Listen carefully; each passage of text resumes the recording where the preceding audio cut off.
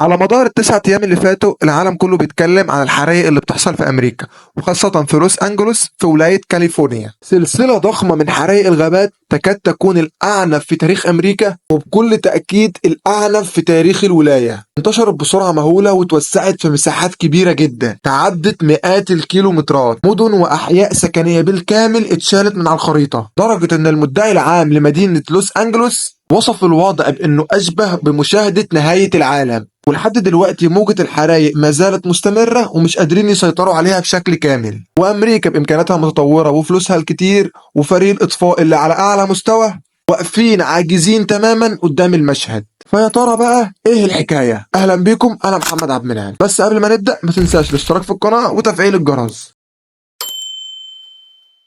القصة بتبدأ يوم 7 يناير 2025. في الوقت ده أجهزة الإنذار في مدينة لوس أنجلوس جالهم إنذار بإن في حريق اشتعل في منطقة جبلية غرب المدينة، والإنذار كمان جالهم بدري جدا بعد حوالي 30 دقيقة بس من لحظة الاشتعال. الأول الموضوع كان بالنسبة لهم عادي وروتيني تماما، خصوصا إن نفس المنطقة اللي تم التبليغ عنها كان جاء عليها إنذار قبلها بحوالي 6 أيام كده، لكن المطافي وقتها قدروا يسيطروا على الموقف وطفوا الحريق بسهوله. ده غير اصلا ان كاليفورنيا واحده من اكتر المدن اللي بيحصل فيها حرائق للغابات بشكل مش طبيعي، عندهم يعني موسم حرائق سنوي، فالموضوع بالنسبه لهم ما هوش جديد. فبالرغم من كده حريق يوم 7 يناير كان مختلف تماما. اولا عاده ان الحرائق هناك لما بتحصل في الاماكن الشماليه من الغابات بعيد عن المدن والمناطق اللي ساكنه، لكن المره دي وصلت للمناطق الجنوبيه. كان موسم الحرائق الطبيعي عندهم بيحصل في الصيف من اواخر ابريل كده لاول اغسطس، لكن احنا دلوقتي في شتاء وبرد ومش طبيعي ان يكون في حرايق بالحجم ده. ده غير كمان ان مساحه الحرايق مش طبيعيه تماما. الحريق اصلا اول ما بدا كانت المساحه حوالي 10 افدنه، لكن بعد نص ساعه بس المساحه تخطت ال 200 فدان. بالرغم ان الموضوع صدم فرق المطافي ان اللي ما كانوش يعرفوه وقتها ان دي مجرد بدايه لسلسله من موجات الحرايق اللي هتفضل لكذا يوم بتاكل في قلب المدينه. وفعلا بعد كام ساعه الحرايق توسعت اكتر للمناطق الجبليه في الجنوب،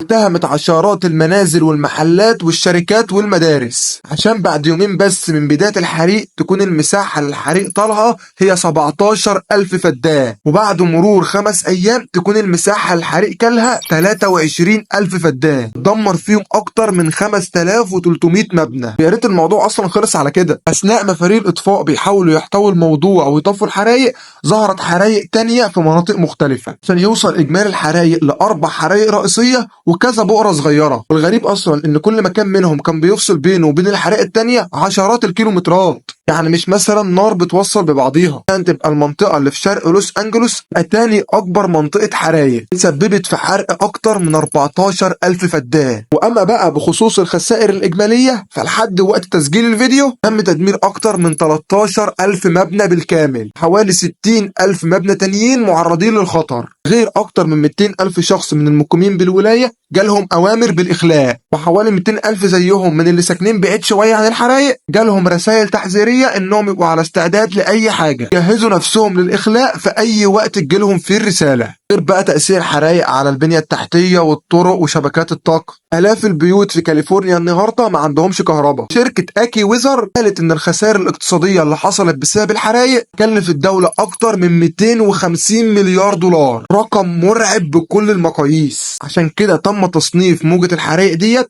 أغلى حريق من حيث التكلفة في تاريخ كاليفورنيا الحديث، بل إن بعض الإحصائيات بتقول إنه ممكن يكون أكتر حريق تكلفة في التاريخ كله. وهنا بقى السؤال اللي بيطرح نفسه، إيه اللي وصل الوضع للدرجة دي؟ لحد دلوقتي مش معروف بالظبط سبب الحرائق، محدش يعرف يعني شرارة البداية كانت فين بالظبط. كل اللي بيتقال مجرد تخمينات أو افتراضات، وأول افتراضية فيهم إنه ممكن الموضوع يكون بسبب صاعقة أو برق ضرب أشجار جافة فولعوا والحريق بدأت تتوسع تدريجيا. في فرضية تانية بتقول إن الموضوع حصل بسبب احتكاك الأغصان ببعضها في وقت الجفاف فسخنوا بسبب الشمس وولعوا لوحدهم. ده غير بقى إن في فرضية تانية مشهورة على السوشيال ميديا دلوقتي، هي إن الطيور الجارحة هي اللي أشعلت النار في الغابة. والفرضية ديت بالرغم من غرابتها وإنها تبان في الوهلة الأولى أي كلام، إلا إنها احتمال مش مستبعد تماما، خصوصا إن الباحثين رصدوا تصرفات للطيور الجارحة يمسكوا فيها أغصان مشتعلة ويرموها على الأشجار عشان الحلوات الصغيرة تخرج من المخابئ ويصطادوها. الفكرة التانية بقى بتقول إن بداية الحريقة بسبب سلك كهرباء ولع، السكان بدأوا يتهموا شركة الكهرباء بأنها السبب في الحرايق. طبعا كله في اليومين دول عمال يشاور على بعضه إن هو المتهم، غير بقى إن الموضوع ده كله أصلا ممكن يكون بسبب خطأ بشري. واحد مثلا كان عامل كامبينج في الغابة فولع نار وما قدرش يسيطر عليها فهرق. خصوصا أصلا إن إدارة الإطفاء في كاليفورنيا قالوا إن 95% من حرائق الغابات في الفترة الأخيرة هي بسبب البشر، خصوصا الناس اللي بتعمل كامبينج وتولع وما تعرفش تسيطر بعد كده على الحريقة أو النار، والناس اللي بترمي أعقاب سجاير في الغابة. لكن بغض النظر عن إيه اللي أشعل الحرائق دي كلها، إلا إن ده في حد ذاته مش كافي لانتشار النار بشكل مريب. ده في عوامل تانية كتير اجتمعت مع بعض بشكل مريب وساعدت إن الحريقة تكبر وتبقى عنيفة بالشكل ده. اللي خلى حريق الغابات السنة دي في كاليفورنيا بالعنف ده على عكس أي سنة قبل كده بترجع لأكتر من عامل، وأهمهم هي ظاهرة الانقلاب المناخي المائي، اللي معناها ببساطة الانتقال السريع من طقس رطب جدا لطقس جاف جدا. السنة اللي فاتت مثلا حصل عواصف وأمطار غزيرة على كاليفورنيا أكتر من أي مرة قبل كده، ده بدوره زود كمية الحشائش والأشجار للضعف تقريبا. ومع دخول فصل الصيف الحالة اتقلب ل 180 درجة، حصلت موجة جفاف شديدة استمرت من 6 ل 9 شهور، نشفت الحشائش والأشجار وقللت المحتوى المائي اللي جواها بشكل رهيب، حولتهم من شجر إلى فتائل قابلة للاشتعال. كمية مهولة من الأشجار والحشائش الناشفة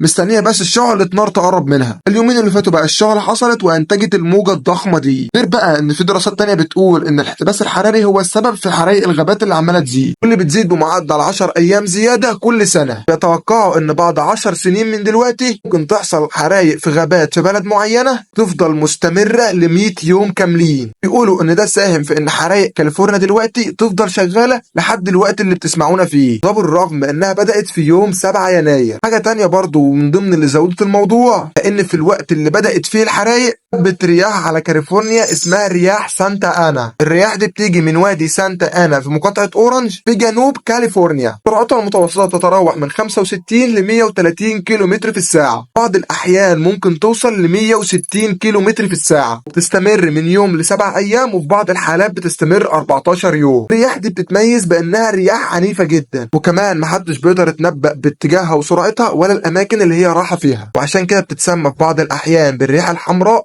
او رياح الشيطان. العجيب بقى ان الرياح دي اصلا نادرا اما بتظهر في كاليفورنيا، ممكن تعدي سنوات كتير قوي من غير ما تيجي. حظهم الجميل بقى ان الرياح دي ظهرت مع اشتعال الحرايق. الرياح دي ساهمت في ان شظاير لهب تتفرق في اماكن عشوائيه بشكل كبير، وسعت مساحه الحرايق بشكل مرعب وسريع، وخلت فرق المطافي بالرغم من المعدات والامكانيات اللي عندهم انهم ما يقدروش يسيطروا على الموضوع، لان الرياح من قوتها تسببت في ظاهره نادره جدا وما بتحصلش اسمها اعاصير النار. هي عباره عن اعصار موجود في الهواء جواه ألسنة لهب بتحرق أي حاجة تقابلها، وطبعا أعاصير النار ديت ساهمت في زيادة مساحة الحرائق. كمان من ضمن الأسباب اللي خلت موضوع الحريق يزداد بالشكل ده وإن السنة اللي فاتت مقاطعة لوس أنجلوس تم تخفيض ميزانيتها السنوية لمكافحة الحرائق إلى 17 مليون دولار، وده قلل من قدرة إدارة الإطفاء في المقاطعة على إنهم يبقوا مستعدين للاستجابات السريعة في حالات الطوارئ. أصلا في صراع داير دلوقتي بين المحافظين والديمقراطيين في أمريكا علشان موضوع الانتخابات وترامب والذي منه. طبعا كل فريق من الاتنين بيشاور على التاني وبيقول ان هو المتهم في الحرائق، بس كده لا.